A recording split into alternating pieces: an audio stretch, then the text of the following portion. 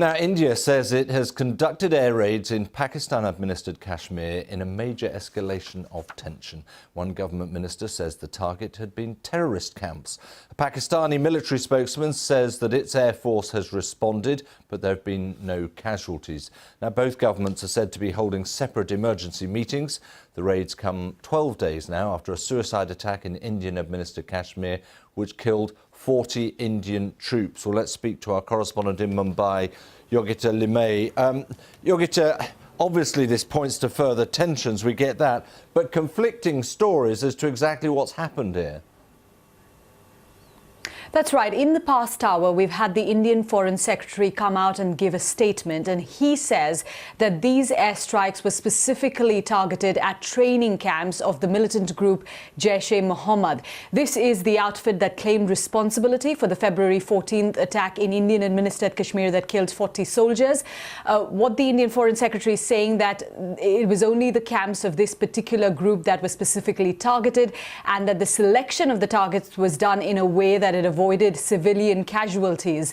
And it says that it's been able to destroy some of these camps, and just to quote him, a very large number of fighters from Jaish-e-Mohammad, they say, have been killed.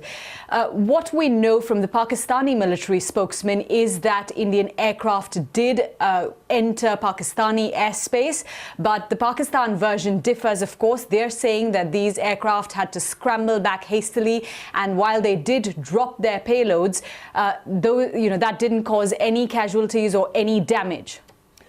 Is there much sense that any politicians really are listening to calls to de-escalate at this stage rather than escalate, the sense of tension between them?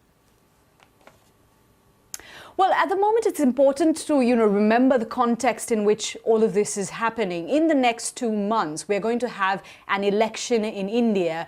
When you've had such a big attack against your military, 40 soldiers dying, it was the worst attack in Indian-administered Kashmir in 30 years, pretty much since the start of the armed insurgency in that region. The sentiment, especially among the people here, has been that, India should seek revenge. And so the government has been under pressure to act. And that's why we're seeing now military action taking, from the Indian side.